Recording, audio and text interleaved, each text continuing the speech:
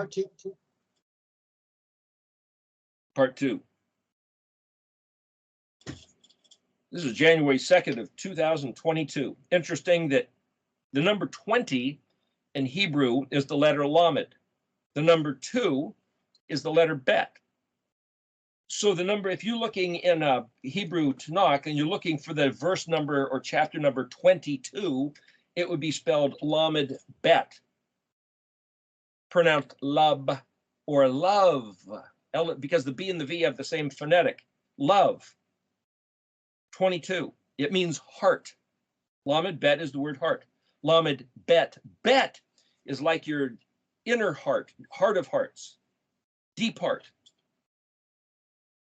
Bet is the word for gateway, like the word Babel, bet. Lamed, it's the opposite of Lamed, bet. Babel is a gateway. Bet Lamed means foolishness or emptiness, vanity. So Babel is a place of confusion and vanity, but the opposite way of reading Babel is lavav, Lamed bet, which means in my deepest heart, gateway. Bet is a bosom. Gateway is your inner being. So either your inner being is love, which is where essence is, or your inner being is foolishness, which is Babel. Just so you understand the words of the significance of 22, the beginning of the year 22. But in Exodus 12:22, Elohim says to Israel, this will be the beginning of months for you, beginning of the year. In the springtime, the month of what we call Aviv, which is when things start to sprout. Aviv, Aleph, Bet, Aleph, Bet, Yod, Bet. There's that gateway entrance then. Aleph, Bet is the word for father, but it's also the word to have a desire. So like springtime where you have this verdure, youthful vigor of sprouting out of the ground with this vibrant green, everything trying to reach for the sun, for the sky. That attitude is Aviv. So Yahuwah says to Israel, in my world, in my paradigm, and the way I think, the way I believe, Elohim that created the heavens and the earth says, you're my people and you're going to be just like me. And so your values are going to have to match my values. Your things that you care about and that you do should be just like me. So when Yeshua said, I'm not about my own trip, my own business. I only say the things I hear my Father saying. I only do the things I see my Father doing. I am here about my Father's business. And the voice when he was being mikvah baptized said, this is my beloved Son in whom I am well pleased. Beloved Son. Son is Ben. Beloved is David. This is Ben David. I approve of this communication. The word Mashiach is not just Messiah, but it means communication. So for him to say, this is the beginning of the year in the springtime, if we think we're his people, why don't we regard the springtime being the beginning of the year? Well, because on the Greco-Roman calendar of the culture we exist in, it doesn't matter. That's Babel. Why do we make it our reality? Shouldn't we be making our reality our Elohim's reality? His paradigm, our paradigm? What does this word YAH mean? Let's look at verse 4. We just read verse 3, let there be light and there was light. Yehi or, vayhi or. Verse 4 says, Vayirah Elohim et haor ki tov. It's translated, God saw that the light was good. Wait a minute. Yirah, that's the word fear. We're talking about the word fear. That's what Kurt wanted to talk about today, the word fear. But why is it translated that he saw? Let's look at the word. Vav, it's a connector, and Yod, Resh, Aleph. Yod is the prefix letter, means he will. Oh, I didn't finish the prefix letter. Sorry. Let me hit that real quick. I said mem was a prefix, meaning the place or away from. Nun is also a prefix. Nun jumps out of the mem, so it's putting something into this action form. It's this jumping action. Go through the alphabet. Samek, Ayin, Pei, Zadi, Kuv, Resh. Shin, that's a prefix. It means to be kind of in the condition of, similar to the bet or that which is owned by. It's one of those non-specific sort of suffix prefixes, and then the letter tav is a prefix, as we said, to be kind of past or future sort of regard. But here, Yod, he will resh Aleph. Resh Aleph, like we said previously, as in bet resh Aleph, that's not really a word. Resh Aleph hey with the feminine suffix, that's a word. Why is it just fear or terror? Well, if you look at the Yod and say he will, hand that works, construct resh, well, that's the exalted man. Aleph, strong, powerful. So we got to go back and say, if the use of first mention sets precedent, which is what Brad Scott and the rabbis are talking about, you got to go back to Bereshit. There's the resh, there's the Aleph, and there's the Yod. In that first word, Bereshit, comes right out of the house. So if Aleph is this plan, this disposition to make something, what's he going to make? The first thing he makes, assembles, is or Aleph Vav Resh. The first thing the Aleph, the first thing Vav Resh, these two letters which are man, the Vav man, number 6, the Resh man, number 20. The caterpillar type becoming the butterfly type after it comes through its chrysalis cocoon stage. Another way to see it, like as if the tomb was a chrysalis, a crypt, a cocoon. Pei Zadi, blossoming out, lifting up. Zadi is also to spread a wing. Kuf is like a picture of a balloon, the round thing with the vertical, the R letter Q, rising up into the air as this exalted resh. To cause or allow for humans to exist at a first form, Vav, man, standard, typical, and then become Resh, men. Okay, so be it. Is that what or means? It's not when he put the sun or the moon or the stars in the sky. It's translated light, but that you only know that if you have a dictionary, but if you look at the letters, cause to exist by his own declaration. So whatever he declares is what is. Vayomer, Aleph Mem Resh. Well, Aleph Mem is the word for mother. It's also a metropolis. It also is the word if, I-F. Mem Resh is where we get the word bitter, but it also, like something tastes bitter, like the word for myrrh, M-R. It's also something high, like Mr., and even in English, M-R, period, is the word that means Mr., which is of a high statue.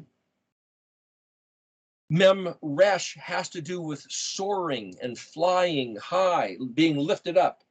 So there's some other words. Yod Mem Resh means to boast or exalt oneself. Pretentiousness, that's the Yod prefix. This is Aleph Mem Resh, or Yod Aleph Mem Resh. Tav Mem Resh. Hey Mem Resh. It all means to be lifted up. So he has this word, this 22-letter sequence, and what's its purpose? It's the flow chart, it's the game plan, it's the obstacle course to create humans that will get from the original status Vav to the exalted status Resh. And the prototype, archetype, icon type is Yeshua, would come down here to the earth and run the course, coming out the other side successfully to prove it could be done. And to just be the first guy to run the course and make it all straight through to happen, from Aleph to Tav. But then the first word of verse 4 was Yirah, Yod, Resh, Aleph. If Resh, Aleph, hey is the feminine suffix, so the root of it is Resh, Aleph. Resh Aleph, the exalted man, power and capacity. But it means he will see, put on exhibit, make perceptible, comprehend.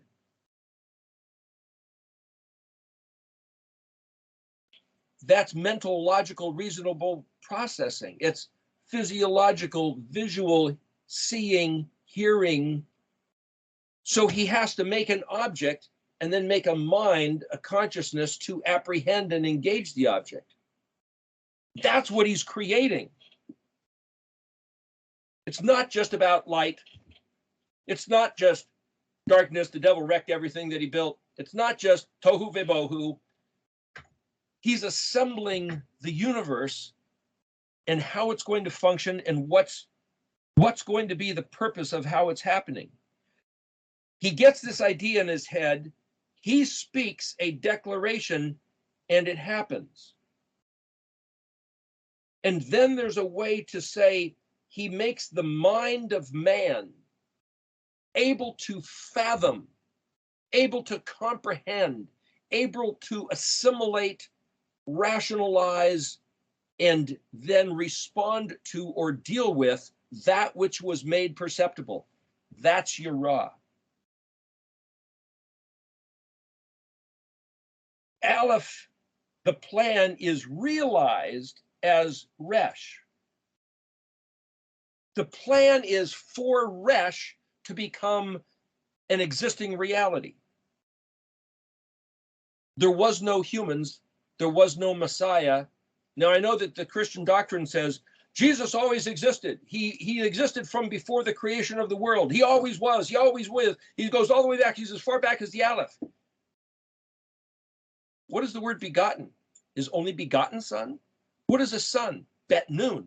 Well, bet is an object. Noon is a living thing. Bet noon means to have children, but it also means to construct or to think or to be able to put into tangible form. And if in the beginning there was a word, what was there before that beginning?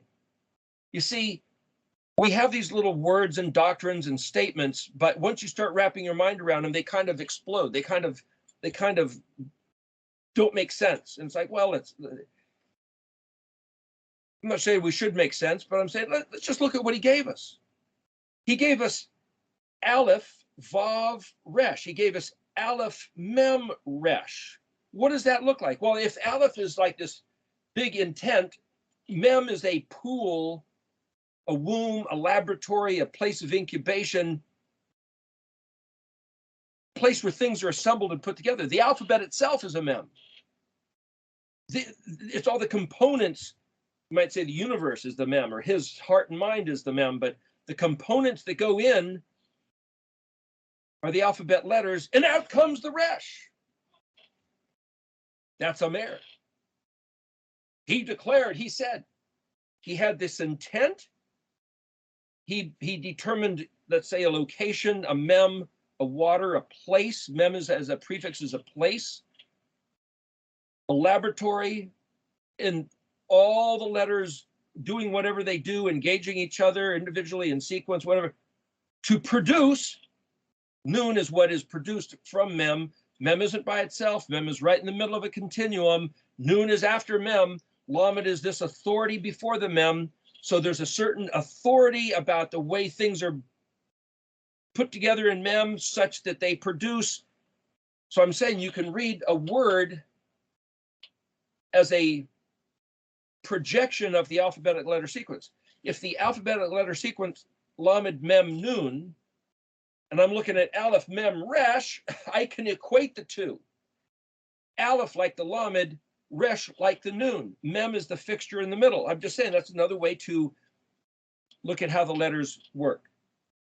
So the plan is to produce the Resh. The objective of why you and me exist is to become Resh men, Resh status. And how? Aleph, Vav, Resh, Aleph connected to Resh. So this, I sent Kurt these pictures already, this little glyph up at the top, I'm just saying, okay, if you take the Resh letter and superimpose the Aleph over it, there's Aleph connected to Resh. But then the third thing he said was Vayikra. Verse 5, it's translated, God called to the light, day, and he called to the night. The word yikra, look it up in the dictionary. It means to call an assembly. It means to invite, to learn how to read. Learn how to read the scripture. Part of the definition isn't necessarily learn how to read Hebrew, but it means to be called, invited to learn how to read. What do you read? You read what's written. What's written? Script. So scripture. The only thing written is the only word that he had composed, which is Hebrew. Learn how to read Hebrew. So if I look at this Yod Kuf Resh Aleph, Vayikra, Yod, he will, who will? Yahuwah, Elohim, or the Resh man? Kuf Resh, cool. But it also means precious, dear, rare, of great value. Resh Aleph, hey, that's that word to see, make perceptible, comprehend, on exhibition. Kuf Resh Aleph, assemble, learn to read, call out. Page 59 in the dictionary. Let's go back to the beginning. He invented this word, then using this word, he declared that the Aleph would become, the plan is that Resh would become. He wanted to make Resh men. Not just angels, these Resh men would be somehow a higher order, closer to him than angels, his Melachim, his servants, his messengers. That was in his heart, and he decided that there had to be a gamut, an obstacle course for us to accomplish that, because we would be given self-volition, self-determination, autonomy. The Alephness would be plugged in and combined with that Resh. So the Resh man would have to be volitionally self-determined to engage this, just like he had volitional autonomy, just like Yeshua said, hey, I'm going to do this. And he comes down here to be born, bet, gimmeling through the dalit of the hay woman, to be the man who would be subject to death, to be put into the tomb, decompose, put to humiliation and shame down to, that's Kaf Lamed Mem. And there, at that point, doing something to turn it all around, launch back out, noon, Samak Ayin, Pezadi bursting out of the grave unto Kuf, unto the Resh. Sheen, blazing glory of El Shaddai, teeth and fire, radiance, Tav accomplishing the agenda, the plan, the intention, Aleph through Tav. And he's going to make it legible by Ikra. Assemble, learn how to read. Well, Kuf and Resh, that's the 19th letter and the 20th letter. So this other little kind of a glyph, so hard to locate here, that the Kuf is the back of the head, the Resh is like the front of the head with the Aleph. But Kuf also, Kufav, can mean mouth. So if you have the Resh superimposed with the Aleph with an open mouth, language, linguistics, consonant letters, reading, voice. The dictionary said Kufav can mean voice. Kufav also means a few other things. Hope, stretched, strained. Verse 6, Vayemer Elohim Yahi Rakia. That's a stomped, flattened, spread out, like a thin veil. Resh Kuf means thin. Betok, in the midst. Betok Hamayim Vayehi Mem Bet Dalit Yod Lamed. Bet Dalit Yod Lamed is to separate. It existed as an object separating between waters unto waters. So there was these waters that he made, like this laboratory, and then he puts a veil of separation. Is the veil an object? Could be electromagnetic charge. Somehow it's built into the fabric of the universe. that there's a separation between waters above and waters below, or a laboratory above and a laboratory below. When you separate water and do something to this water and find it registers here, that's what they call quantum entanglement. So even though the waters are separated, something about the waters here and the waters there are still connected. It's kind of like two hemispheres at your brain, and there's a division between them. What I'm saying is that there's all these other ways to read what's going on. But what he did back in this first day, he made the declaration, speaking a word, of how the Vav man would become a Resh man. And then he made it perceptible, He made the mind of the man, the human, fit and able to comprehend all that he was supposed to comprehend, all that he needed to comprehend to accomplish the Aleph becoming Tav, to accomplish the migration, you might say, the evolution, if you would, between the Vav status and the Resh status. We have no excuse. Oh, we can't. Oh, it's too hard. Oh, I don't read Hebrew. Nonsense. That's none of what he built. He built everything to work, and he said, and then not only make it perceptible to comprehend, but learn to read. And then he declared that there would be this separation. And then in verse 7, there's a positive command. Vav, Yod, Ayin, Shin. Ayin, Shin is the word Ayin, Shin, Hey. Make, do, cause, press, squeeze, enforce. And then verse 8, the active verb again, ikra. Verse 9, Vayamer Elohim. In particular, this verse, Vayamer Elohim, Yod, Kuf, Vav, Vav. There's that Kuf, Vav again. Kuf, Vav, Hey, call, invoke, gather, hope. Tav, Kuf, Vav, Hey, stretch, strain, a twisted cord, voice, radius. Yod, Kuf, Hey, Hey, obedience. Mem, Kuf, Hey, Hey, numbed, confused, stupefied, blunt, dull. Mem, Kuf is rotten or decay. Mem is a place. Yod, Kuf, Vav, Mem, substance, existence, world, or universe. Then here's the word Hamayim, the waters. This is where day 3, where he took the waters underneath compared to the waters above, and he pulled them to one place, and he brought forth the dry land.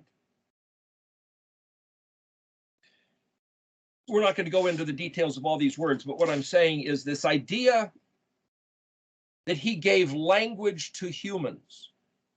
He put the reality in the Hebrew, and he said, and I made it perceptible. Now, for you to look at these words, look at these letters, take it to heart, Lamed Bet Bet. Take it into your inner heart.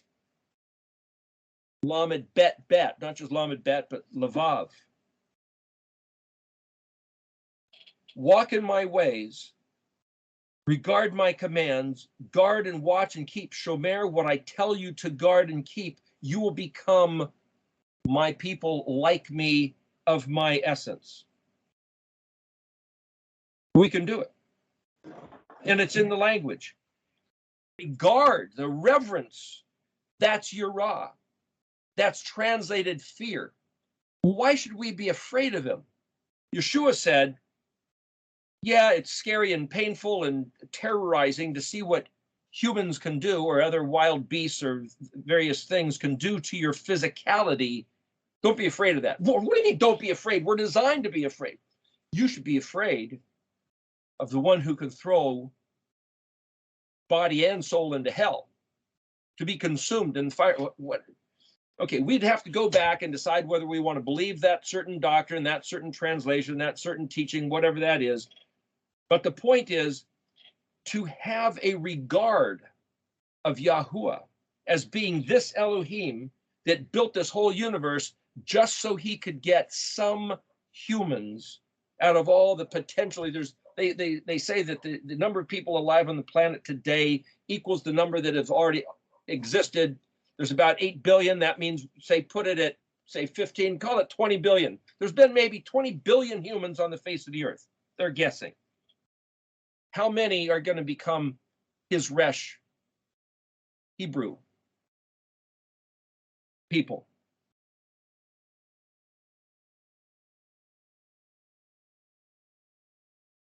What did he make perceptible?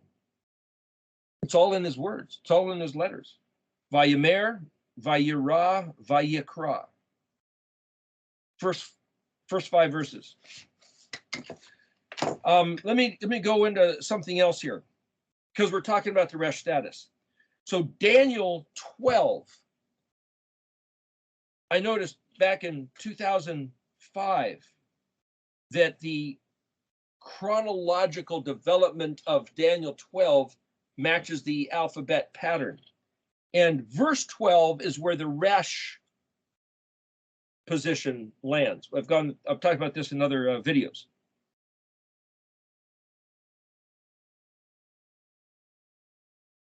There's one other thing I've written on this page. It says the purpose, object, development, goal of choices, enlightenment of Aleph is to manifest as Resh.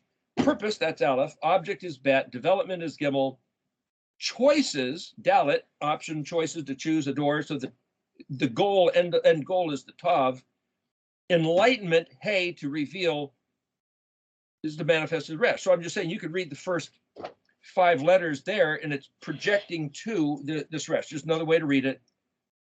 Vav, Aleph is realized as Resh. Resh is identified as by Aleph revealed. So what is a Resh man? To walk in the ways of Aleph and reveal Aleph, like Yeshua did, like he told us to. So if we go back to this thing in Daniel 12:12, it says Ashri ha machoka va ig la im Aleph shalish maot shalashim ve chamasha. It says, translated, praiseworthy is the one who waits and arrives at days 1335. What does that mean? Now, some people have done a study of the book of Daniel, and they say they know, or they could pin back to whatever year or whatever happened, 1335 years.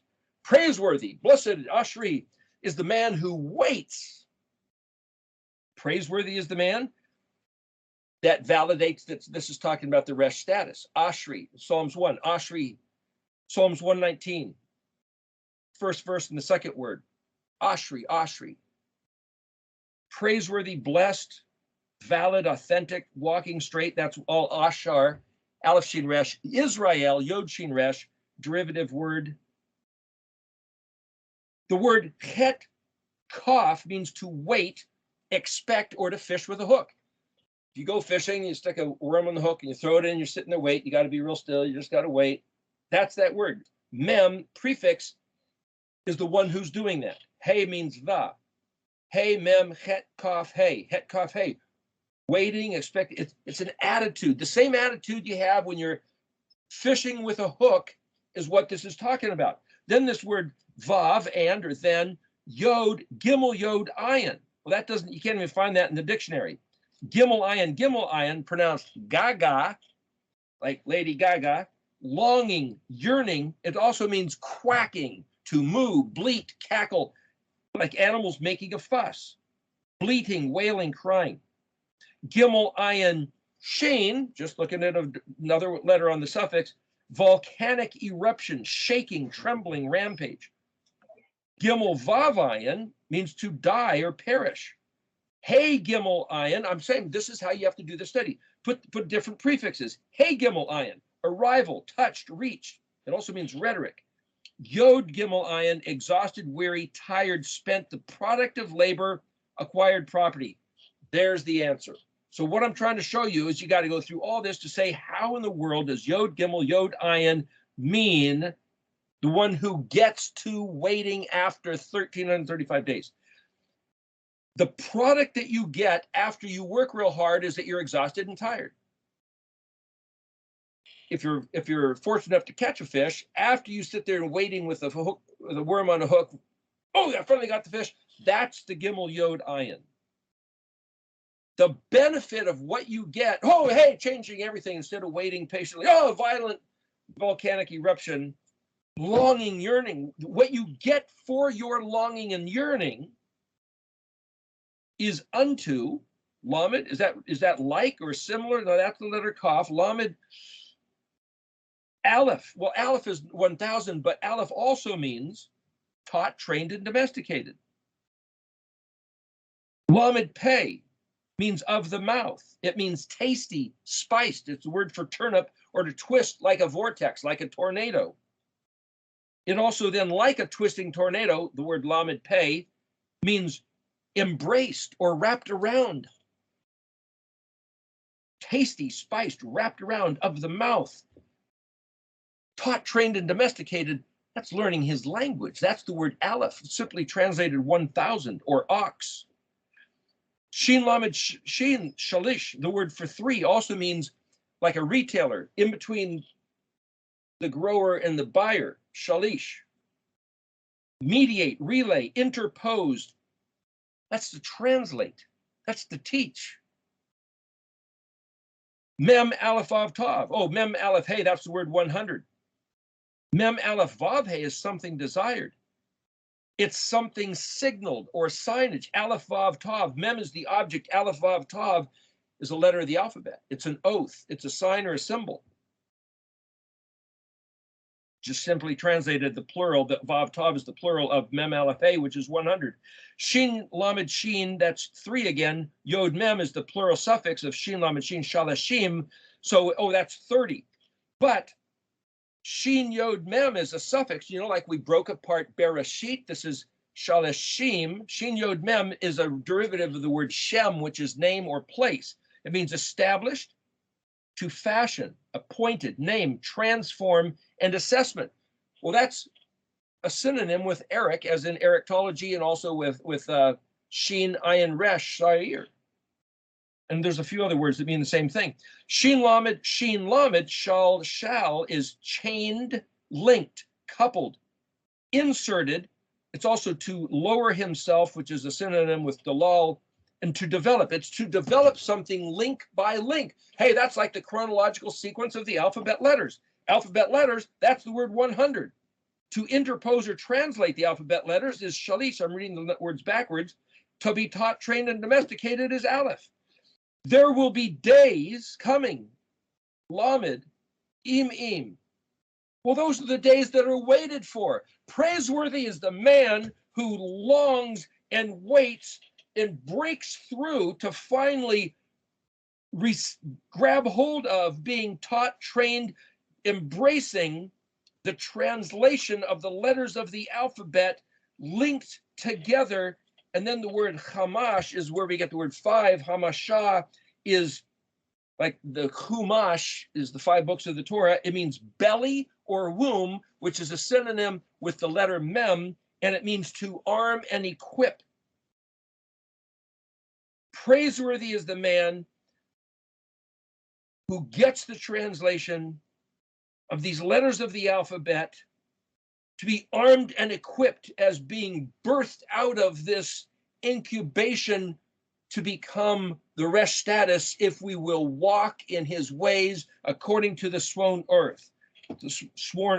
So I can translate Daniel 12:12 as saying the product of his labor, the arrival, blessed the one who anticipates, desiring, yearning for the days of Aleph, the house of Yahuwah. Tasty words like honey translate symbology of letters of the alphabet as his oath. The sacredness of the Aleph, Aleph to Tav, Aleph becoming Resh, is his desire. The desire of ages is not just, oh yes, that's Yeshua, but he's the prototype of us. Chronologically developed. I need to get it, I haven't made it public, but last year I did this thing called Meta. Now they have this thing, on Facebook, Metaverse, but I did this on the chart right down in the middle. It was Meta. Meta is the link between each one of the alphabet letters where each concept becomes the next, becomes the Aleph becomes Bet, becomes Gimel, becomes Dalet, ending up with Tav. And I did this whole chart that no one has ever seen. I'll make that available. I've got to find it. Anyway, fashion means of assessment to transform the appointed Shem. That's another way to read Shalashim. Fashion means of assessment to transform the appointed Shem. The appointed Shem of Yahweh was lost for the last, since 385 BC, 2,500 years? Contain within the object of utterance imposed upon Moshe, to which we will be fakad, to give account. In other words, this word chumash, chet mem shin hey. Well, chet is a fence. There's another way to read the word. Chet is a fence. Mem shin hey is inside the fence. Well, mem shin hey is the word Moshe, translated Moses. It means to be drawn out of water. Out of water, water is the pool, the mayim, the laboratory, the incubation chamber. What gets pulled out? Yeshua decomposed down to mem and drew out nun unto the resh status, going down unto death and then resurrecting. Mem shin hey vav as a word means minimum. Mem shin vav hey, equator or equal or compare. Mem shin aleph is utterance, tribute, debt. It's a loan. So when Yeshua said, the kingdom of heaven is like this, the wealthy man is going to go away and he gives some what is called talents, which is a unit of silver or gold. He gives some talents to his workers. And he says, invest this. I'm going to come back and see what you've done with it. He leaves. He comes back. He says, what'd you do with what I gave you? That's the word pekuf dalet, fakad. PHQD, fakad, or FQD. He gave us the loan of his utterance. That's mem shin aleph. This is chet mem shin hey. Derivative words. What's inside the chet, the treasure box? Understanding his words. And he's going to come back and say, what did you do with my words? Oh, we said they were nailed to the cross, so we didn't have to do them anymore. That's what we had our professors teach everybody. Really? Buried it in the ground so you didn't lose it, so you didn't have to do anything with it? Or did you put his words into action? And what good does his words do? Well, gee, let's go back to Genesis 1. Vayomer, he spoke and it became. He said, make it comprehensible with great regard. What's translated fear or terror is also the word reverence. Get it. Understand what a great, great, significant gift this is. Learn to read it so that it's usable. So the picture of the resh with the open mouth and like this aleph, just that's mission possible through the language. Without the language, it would be impossible.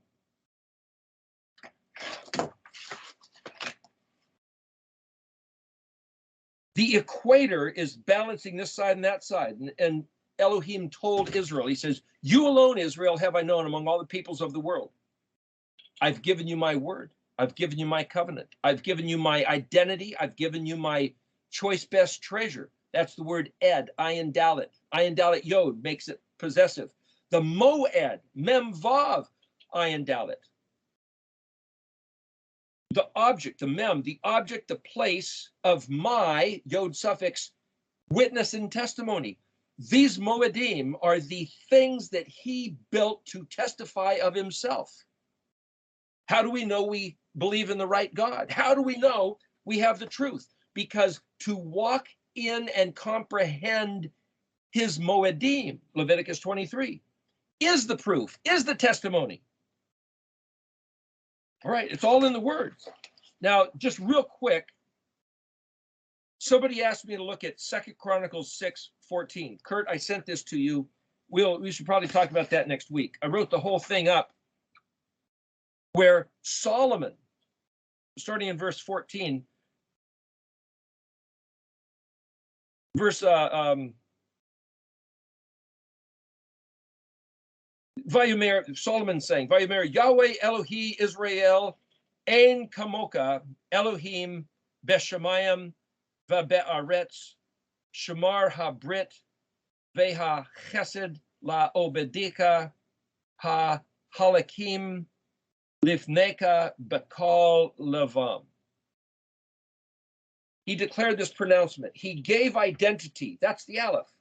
So what I did is I ran through it and saw, hey, what do you know? Solomon goes through basically 22 points, and that fits the meaning of the letters of the alphabet in sequence order. We can go that through next week. But the upshot of it, he's saying, there's nobody like you. Kamoka means like you. Ain, where we get the word ain't.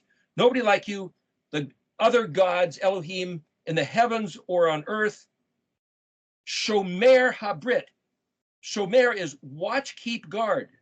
The Brit is the covenant.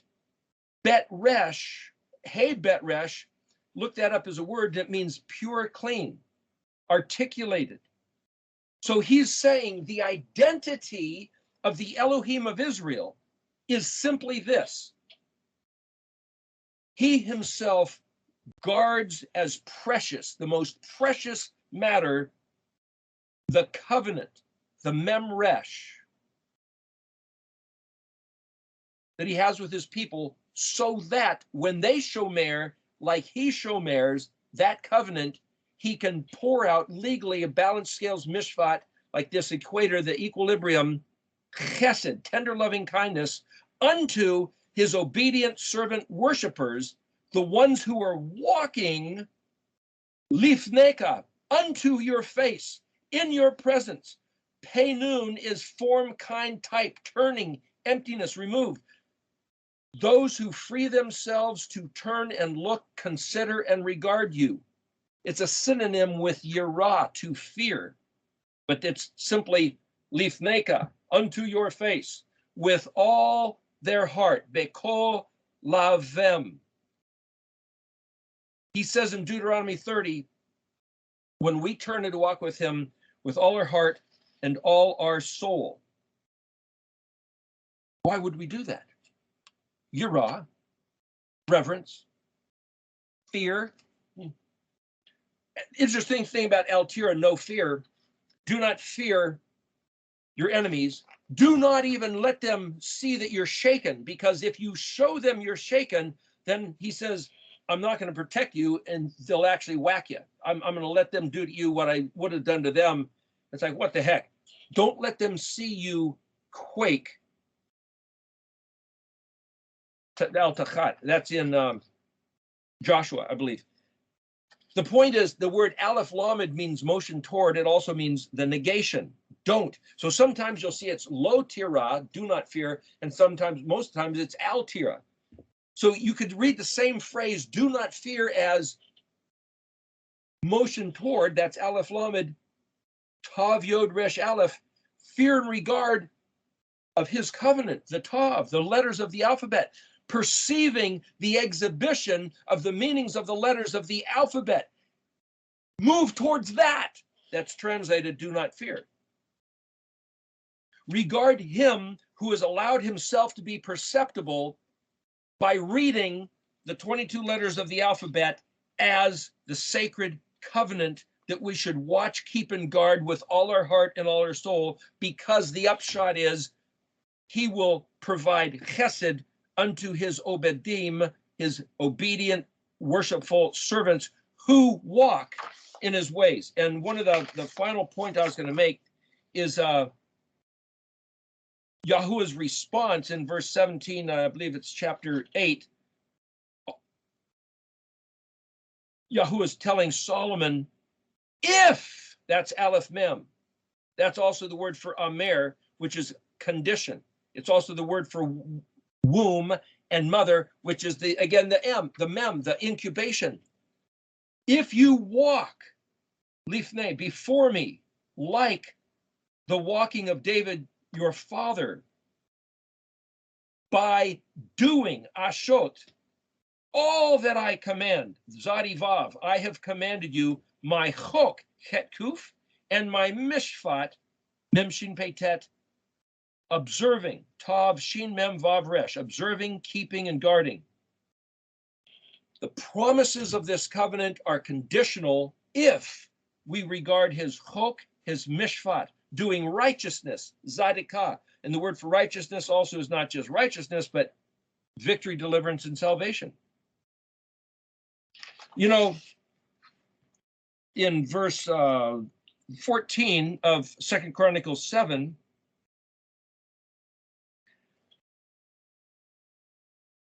Vav Yod, Kaf, Nun, Ayin, Vav. That word Kana is where you get the word for Canaan. It means humbled, subdued. If I humble my people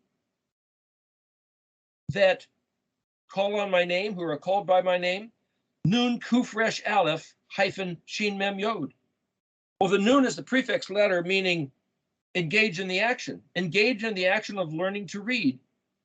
It doesn't mean who are called by my name, or does it mean those who are learning to read by the letters of the alphabet what my name is?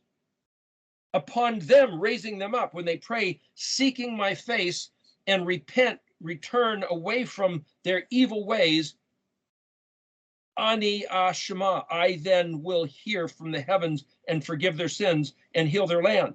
What? Where's the cross? What about pleading the blood? Why didn't he mention this, the death of the Savior? What's going on here? What he said was, listen, call on his name. Oh, let's take away his name and say there's nothing to listen to. Just plead the blood. Really? That defies what Elohim Yahuwah said. Why is that?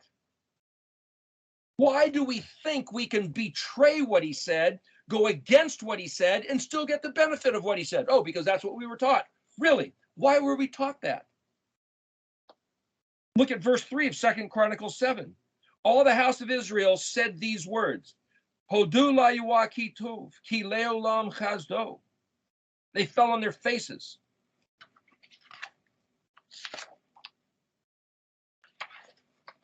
One other thing, and then I'll open it up to you guys here. There's another place, verse 33 of 2 Chronicles 6. May you hear from the heavens. Mem, mem, kaf, vav, nun. Well, the word mem, kaf, vav, nun, makon, is where we get the word mechanized. It means aimed, directed, tuned, regulated, instituted, and founded. Remember, I said there was the waters above, waters below, this quantum entanglement. The place where he abides, Shabbatka, Shin Bet Tav Kaf, is translated your dwelling. Where you Shabbat, where you sit, where you have returned to. You please hear from the heavens, that place where the waters are aimed, tuned, directed, regulated, instituted, and founded. And cause like all that Yod Kuf Resh Aleph. He reads, toward you, Aleph Lamed Yod Kaf Ha-Nekri. That's the Gentile, the foreigner. Lama'an, for the sake of knowing all my people of the earth, my name, Vav Lamed Yod Resh Aleph Hey, and fearing reverence, Aleph Tav Kaf, you, like your people Israel, and knowing that your Shem, Nun Kuf Resh Aleph, is called or is readable upon the Bet Hazah Asher Beneti, this house that I have built. We'll get into more of this detail later next week, something about the significance of that house, the temple that doesn't exist anymore, but Yahuwah said that it'll be forever, the regard of it. So here's my point. In this verse 33, even the foreigner who is not of Israel, who comes and learns to read regarding this house where Yahuwah's name, the one place his name is put. Of course, we believe that if we are his people, then we are the temple. That's a different matter. There's something about learning to read Yod Kuf Resh Aleph, twice here, Nun Kuf Resh Aleph, and fearing Lamed Yod Resh Aleph Hey. But the word for fearing is not just being afraid or having reverence, but it's beholding on exhibition. The word Resh Aleph Hey, you look in the dictionary, it means he allowed himself to be perceived. He allowed himself. Why is it for hundreds of years, for thousands of years, people could look at this alphabet, look at this language, and not see him? He didn't allow it until after the days of the curse were ended, as far as I could read. One other thing, verse 23, 2 Chronicles 6, you hear from the heavens doing shofet, vav, shin, pei, tet, tav, justice or judgment, aleph, tav, your servant, la hashiv, unto the ones that return of Reshinayan doing evil, giving to him his way on his head, and unto the righteous, the zadik latat la upon him, like he's done righteousness. That's how this place works. You do evil, mishpat is evil comes back on your head. You do righteousness, righteousness comes back on your head. That's the essence, that's the reality. That lines up with the sequence letters of the letter Pei. He forgives after he's conducted the mishpat. We'll get into that later. Okay. Anyway, open it back up to you guys here. Hello. Hello. How you doing, AJ? And who are you? AJ. AJ. How you doing? Good. So I was wondering if you had answered that question about Calvinistic perspective versus the Molinism. Say that again. Your voice is cutting out. What did you say? I was wondering if you had answered that question about the Calvinistic perspective versus the Molinistic perspective, and how that relates to Yahuwah's plan, and how we're actually participants, but also a lot of it seems deterministic too. Each one of those words would have to be defined. I was raised in a Calvinist Presbyterian church. I understand the Calvinist doctrine to a certain degree. What was the other word? Monistic? Molinism. Yeah. Molinism. What's that? Can you define that for everybody? That's like Yahuwah allows alternatives and possibilities within his plan for participation, instead of just a completely deterministic Aleph to Tav, linear line where it's whatever he said in the beginning is absolutely going to happen this way, which I don't discount. Everything does happen the way he said it's going to happen, but there seems to be alternatives or possibilities. Every time he uses the word if, the word spelled hey noon is translated if, the word aleph mem is translated if. I think there's another one, kaf yod is translated if. So he gives people alternatives. He says, if you walk on my ways, this will happen. If you don't walk in my ways, that's going to happen. The determinism is a man's ways is brought back on his own head. But he made us entrepreneurial agents, which is the aleph with the resh. So absolutely, I do not believe the Calvinist predetermined, locked in, we're puppets on a stream, we're locked into a film that's already been composed and we're just manifesting it. We have absolute autonomy to make choices. That's what I think is found here. And I think when he says Vayimer, Alephav Tav, or Alephav Resh, that's what it's showing. So just so people know, the reason for going through and looking at what in the world can Alephav Resh mean? What is Aleph? The authoritative determination. Dalet is to make choices. So you can read right through the alphabetic letters that it's like, okay, you have the right, the prerogative, the responsibility to make decisions. He gave us sentient consciousness to do that and says, well, here you go.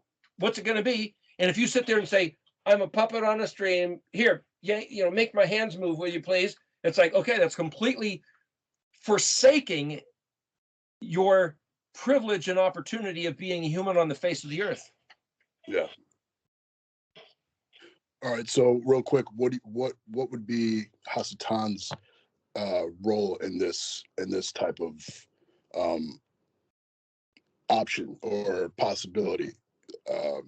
Is it because I've heard you say Yahuwah becomes the enemy. He said that he would be our adversary if we failed to walk in his ways. That was the covenant deal he made with Israel. He himself would call in evil people to tear up his people. Yeah. But Yeshua said about Satan, he said, he goes about as a roaring lion, seeking whom he may devour. Okay, so somehow we open the door to the allowance for us to be devoured. YAH, Eve, had a conversation with him, apparently back there in the garden, with him, who? The devil? The Nachash. What was the Nachash? The word Nachash is copper, it's brass, it's fascinating enchantment. It's something, ooh, look at that, bedazzling. So is it the devil? Well, I don't know. Is it witchcraft? Is it some kind of sorcery? What is that? You know, we have to go through and make definitions of terms in order to know what we're even talking about. It's a different voice. He said to have nothing to do with that stuff. He said, don't eat of it. She determined that because of the enchantment, okay, I guess I can eat it. You know, Yahweh said to Israel in Leviticus, do not eat certain foods. He says, I am kadosh, therefore you will be kadosh. And if you eat certain foods, it will abominate you. And then we have the New Testament translation that says, you know, Jesus said we could eat whatever we want. It's not what goes in your mouth that pollutes you. Well, that's a lie. That's a contradiction. So whether Yeshua lied or whether the translators said he lied, that's a dad-blamed lie, and nobody can get around it. It's a contradiction to what Yahweh told Israel. Now, the only way you can get around that is to say, well, if you're not Israel, eat whatever you want. If you're not Israel, abominate yourself. If you're not Israel, do witchcraft. If you're not Israel, burn in hell if you want. What did he say? Who was it that spoke to Moshe from the mountain? People say it's the pre-incarnate Christ. Okay, if it's the pre-incarnate Christ, then it's, if you believe that Calvinist concept, then it's the very Jesus who later said, oh, never mind, I guess I changed my mind. Really? Really? Yeah. You know, come to terms with what he said. Why is there a distinction between stuff in the Old Testament and New Testament if it was the same person? Why did he say here in 2 Chronicles, walk in my ways, repent from your evil, pray towards this place? And the other subject is makom, is place. But what does that mean? Is it the location? Is it the temple? Or is it his ways, his language, his voice, his kufav? That was the upshot of the studying the word kufav, meaning voice. According to his voice, pray towards this. Why didn't he mention the blood? Why doesn't he mention the Messiah's sacrifice that people from the New Testament perspective say, oh, they all look forward to the Messiah's sacrifice? Sorry, doesn't say so. What he said was, walk in my ways, guard what I told you to guard, hear my voice, and then when you pray, I will listen and I will forgive. That's what he said. Yeah. Now, I'm not discounting the fact that Yeshua became a human, died on the cross, rose from the dead. That's written right in the alphabet. But it's not necessarily the matter that it's been made into for the sake of forsaking walking in his ways and commandments, like he told us to do. Yeah, his Shem character. So real quick, I don't know if that's our volitional choice to do so. Yeah. So just to clarify with the pre-existence thing, I'm a Unitarian, so I don't believe that there's a Trinity, a bientity, or Yahusha was a demigod. I believe he was fully human, and I don't believe he was pre-existing up there floating around as a co-creator. But I also, following your work, I do believe he is the fulfillment of the Aleph Bet and the Debar. Can you clarify what you mean by that? Like, you're not saying he was like an entity per se, or are you? What I'm saying is that what we have are these 22 letters. Mm-hmm. So we have to identify what the letters mean. Everything else is doctrinal preference. Okay. So whether it's Unitarian, 2 Bitarian, or 3 Trinitarian, or 22-atarian, a Lamed Bet, a Lovarian, maybe you could call it. Mm-hmm. You know, you have to wrap your mind around it however you feel like wrapping your mind around it. But what he gave us was Aleph. Aleph, like this directional arrow, like an ox head, is like shooting an arrow. Well, who's the archer? Well, whoever, whatever, it's on the other side of disclosure. He didn't tell us. We don't know. But we see an arrow coming. It's like, where'd this, like a bullet, what's the trajectory? Where'd it come from? It came from the other side of the bet. If the bet is the first letter of Bereshit, it's the existing cosmos, universe, material reality. So for him to say, him, whoever made the alphabet, is self-referential by the invisible, nondescript, non-disclosed Aleph. He didn't give us that information. All we know is that's the source. For us to say he or it or they or whatever, it's the nondescript Aleph. What we have is bet. Then you look at Deuteronomy 29:28, and it says, the things that are not revealed are unto Elohim. They're his business. They're his concern. If he didn't tell us, he didn't tell us. But what is revealed, that's everything from bet through tav, is lanu velobeno, for us and our children to keep, to shomer, to watch, keep, and guard, and walk in, halakha, the words of this Torah. So for me to have a doctrinal, lock it all in and know exactly how to give the count, whether it's a trinity, a unity, a lovevinity, believe whatever you want. That's not what he told us. What he told us is walk in these ways, read my words with all your heart and all your soul. Okay, so I don't feel like I have to give definition to that which he didn't give us definition of. But whoever that Yeshua guy is, he came from there. Nicodemus said in John chapter 3, we know you come from Elohim because nobody can do the things you do unless Elohim is with him. He wasn't able to finish because Yeshua picked up the conversation and ran with it. Well, that's all we know. The same thing Nicodemus said. We know you come from Elohim because nobody can do the things you do unless Elohim is with him, not contrary, not against. The word with is bet. And on that note, I gotta finish. All right. Thanks for your time. But there is a after show. There's an after show, so just because we stop recording doesn't mean you can't keep asking. So thanks for the questions. And thank everybody for their comments. Eric will eventually get around and answer them. Sorry, we're out of time today, but keep the questions coming. And I'll end in prayer. YAH, thank you again for the opportunity to share your word, and thank you for everybody on this call and for the questions that everybody's curious, that we want to know your things. We want to make sure we're not wrong again. Thank you, Father. In whose name I pray. Amen.